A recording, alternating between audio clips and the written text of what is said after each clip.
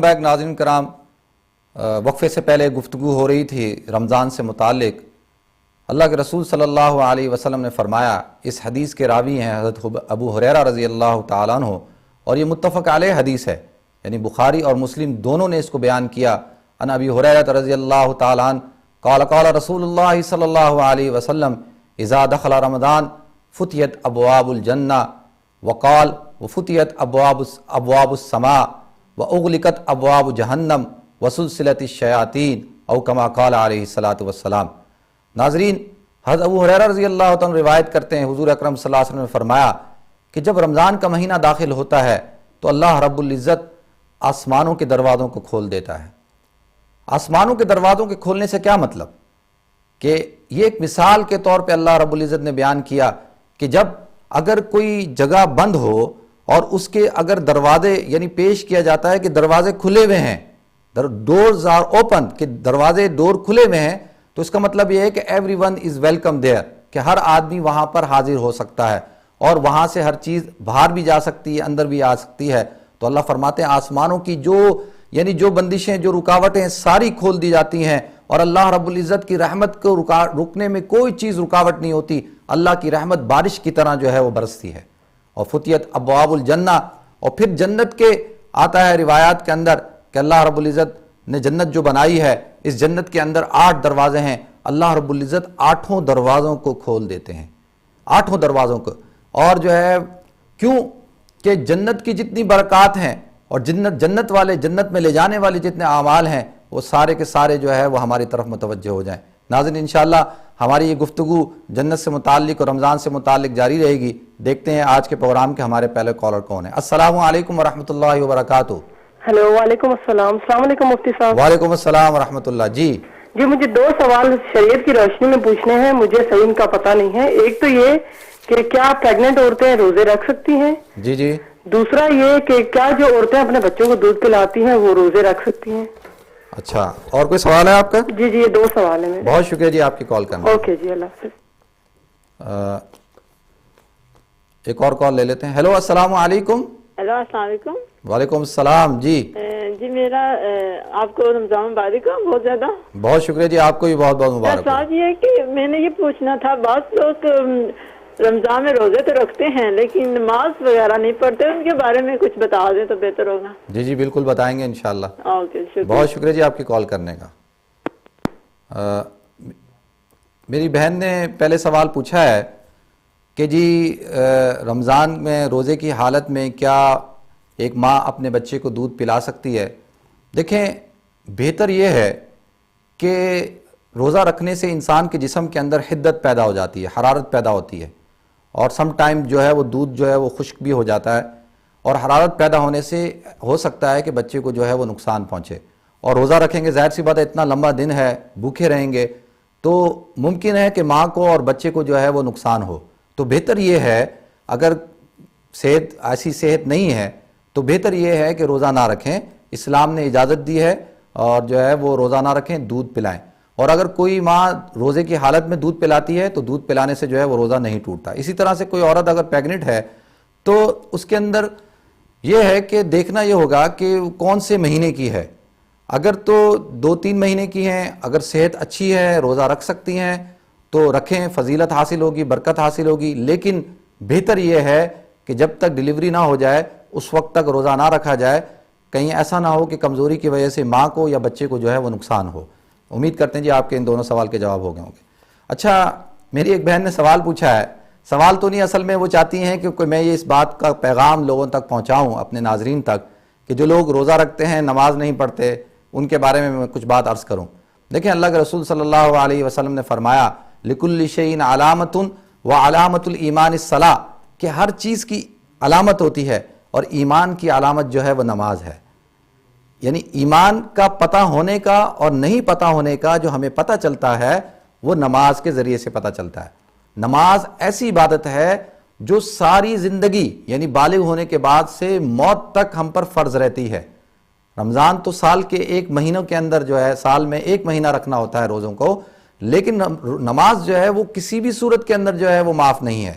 تو لہٰذا اگر ہم ایک فریضے کو پورا کریں, یعنی رمضان کے روزے تو رکھ رہے ہیں لیکن ایک اتنا بڑا فریضہ جو نماز کا فریضہ ہے اس کو اگر ہم چھوڑتے ہیں تو روزہ رکھنے کا فریضہ تو ہم نے ادا کر دیا، لیکن نماز نہ پڑھنے کا جو وبال ہے اور جو گناہ ہے وہ ہم نے اپنے سر لے لیا۔ ناظرین، اللہ کے رسول صلی اللہ علیہ وسلم نے فرمایا کہ رمضان کا مہینہ وہ بابرکت مہینہ ہے کہ جس میں اگر ایک نفل ادا کی جائے تو وہ فرض کے برابر ہے۔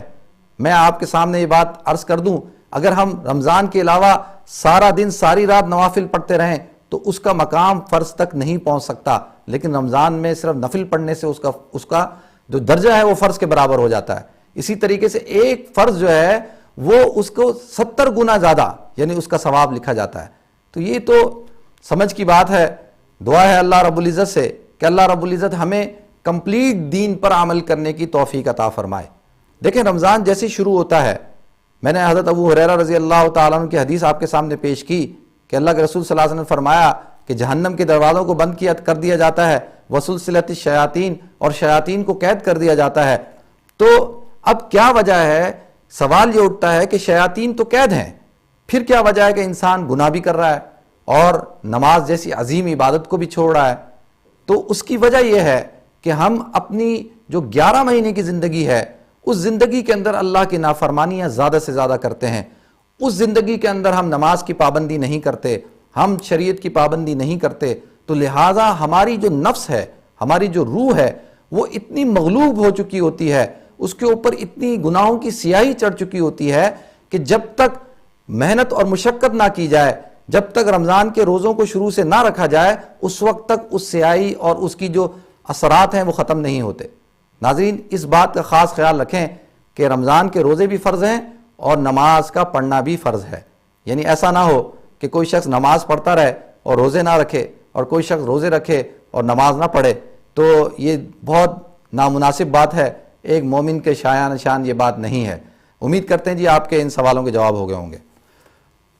ناظرین، ہم گفتگو کر رہے تھے رمضان سے متعلق کہ رمضان جو ہے وہ اللہ رب العزت کی طرف سے ایک رحمت خاصہ ہے، ایک نعمت عظمیٰ ہے۔ اللہ فرماتے ہیں قرآن کے اندر کہ وَإِن تَعُدُّوا نِعْمَتَ اللَّهِ لَا تُحْصُوهَا، کہ تم اللہ کی کتنی، یعنی اگر تم اللہ کی نعمتوں کو شمار کرنا شروع کرو گے جو تمہارے اوپر اللہ رب العزت نے جاری و ساری رکھی ہوئی ہیں، تم ان کا احاطہ نہیں کر سکتے، لا تحصوها، ان کو نہیں گن سکتے۔ ناظرین، میں عرض کر رہا تھا کہ اللہ رب العزت نے ہمیں انسانوں کو پیدا کیا، اور پیدا کرنے کے بعد اس انسان کی بقا کے جتنے اسباب ہیں، جتنی سہولیات ہیں، وہ اللہ رب العزت نے اس کے ساتھ ان کا بھی وجود عطا فرمایا۔ دیکھیں، انسان کی زندگی کے لیے سب سے بڑی ضرورت جو ہے وہ آکسیجن ہے، وہ ہوا ہے وہ آسمان ہے، وہ زمین ہے، اور یہ جو کائنات کے اندر جب دن سورج نکلتا ہے اور پوری کائنات کے اندر روشنی پھیلا دیتا ہے، تو یہ ساری چاند کا نکلنا، اللہ فرماتے ہیں یہ ساری کی ساری جو ہے وہ نعمتیں ہیں، اور ان نعمتوں کا ہمیں کوئی بل بھی نہیں دینا۔ یہاں پر آپ مہینے کا اینڈ گزرتا نہیں ہے، ہمارے اوپر یہ ٹینشن سوار رہتی ہے کہ اس چیز کا بل دینا ہے، اس چیز کا بل دینا ہے، اس چیز کا بل دینا ہے، اگر بل نہیں دیں گے تو جو ہے وہ بجلی کٹ جائے گی، گیس کٹ جائے گی۔ برٹش گیس والے جو ہے وہ جو ہے وہ لیٹر پہ لیٹر بھیجتے ہیں۔ آپ یہ دیکھیں، اللہ رب العزت نے ہماری زندگی کے اسباب سارے کے سارے مہیا کیے، لیکن وہ سب کے سب جو ہے وہ یعنی بغیر کسی اجرت کے، یہ سب سے بڑی نعمت ہے اللہ رب العزت کی۔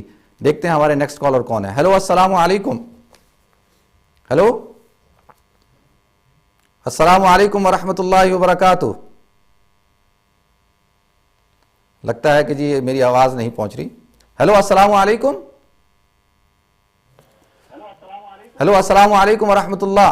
ہلو، السلام علیکم۔ وعلیکم السلام۔ کون صاحب بول رہے ہیں؟ جی میں